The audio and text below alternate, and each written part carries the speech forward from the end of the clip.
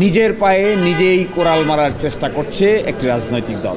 এই রিট মামলা শুনানি করার ক্ষেত্রে এবং এই রিট মামলাটি পরিচালনা করার ক্ষেত্রে সরকারের একাংশের ডাইরেক্ট সংশ্লিষ্টতা দেখা যাচ্ছে। দুটি ফরমায়েশি রিট পিটিশনের অংশ হিসেবে আজকে রুল জারি করা হয়েছে।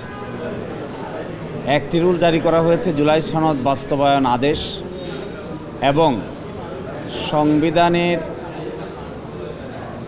জুলাই সনদ বাস্তবায়ন আদেশ কেন অসাংবিধানিক হবে না, এটি একটি রুল। আরেকটি রুল হলো সংসদ সদস্যদেরকে শপথ বাক্য পাঠ করানোর জন্য যে চিঠি দেওয়া হয়েছিল, ওই চিঠির দ্বিতীয় অংশ সংবিধান সংস্কার সভার সদস্য হিসেবে শপথ নেওয়াটা কেন অবৈধ হবে না, এটি আরেকটি রুল। আরেকটি রুল হলো গণভোটের সেকশন 3-এ যে 4টি প্রশ্ন দেয়া আছে সেটি কেন অবৈধ হবে না, এটি আরেকটি পার্ট অফ দ্য রুল।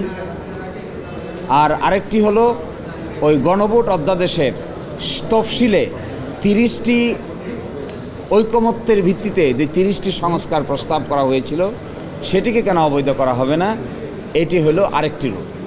এই 4টি সেপারেট রুল জারি হয়েছে দুটো রিট পিটিশনে। আমরা মনে করি 5ই আগস্টের পরে যে সংস্কার কর্মকাণ্ড পরিচালনা করার জন্য যে উদ্যোগ নেওয়া হয়েছিল, সেই উদ্যোগটাকে রাজনৈতিক মতকের বাইরে নিয়ে এসে আদালতের সাবজেক্ট ম্যাটার বানানো হলো।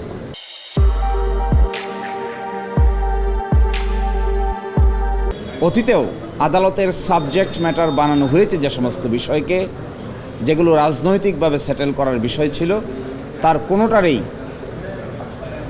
ভালো ফলাফল আমরা দেখতে পাই না। 30টি বিষয়ে যেখানে বিএনপি সহ সকল রাজনৈতিক দল একমত হলো, সেই 30টি বিষয়কেও রুলের অধীনে কার ইনস্ট্রাকশনে আনা হলো, এটি আমরা এখনো পর্যন্ত বোধগম্য নই।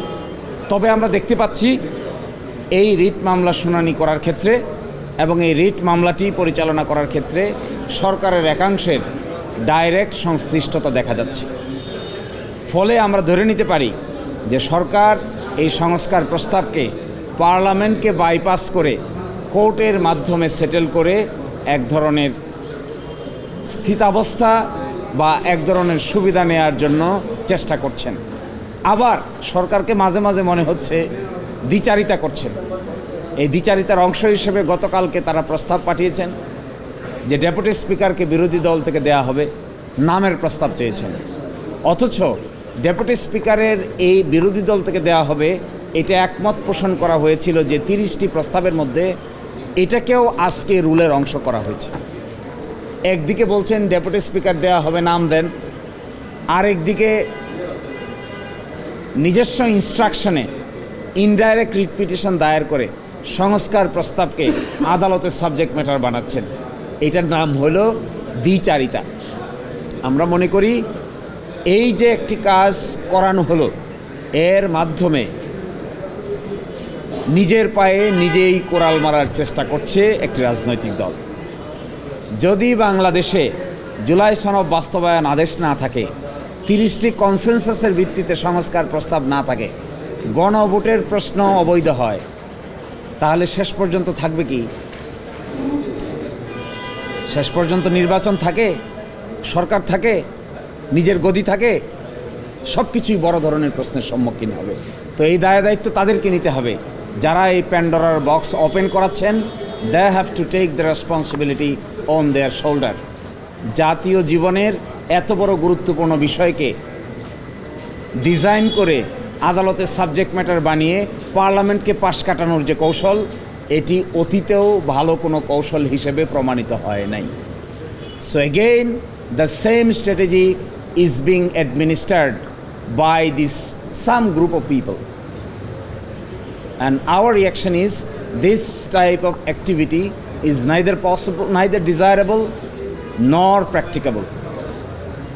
যে জাতীয় নির্বাচন হয়েছে একই দিনে, তার অংশ থেকে আপনি গণভোটকে যদি আলাদা করে নেন, তাহলে একসময় আপনারাই প্রশ্নের সম্মুখীন হবেন যে তাহলে জাতীয় নির্বাচন যার মাধ্যমে ক্ষমতায় এসেছেন, যা অন্তর্বর্তীকালীন সরকার কর্তৃক গৃহীত সংস্কার প্রস্তাব যদি বেআইনি হয়, তাহলে অন্তর্বর্তীকালীন সরকার কর্তৃক আয়োজিত ইলেকশন কমিশন কর্তৃক আয়োজিত জাতীয় নির্বাচনের বৈধতা নিয়েও প্রশ্ন উত্থাপিত হবে।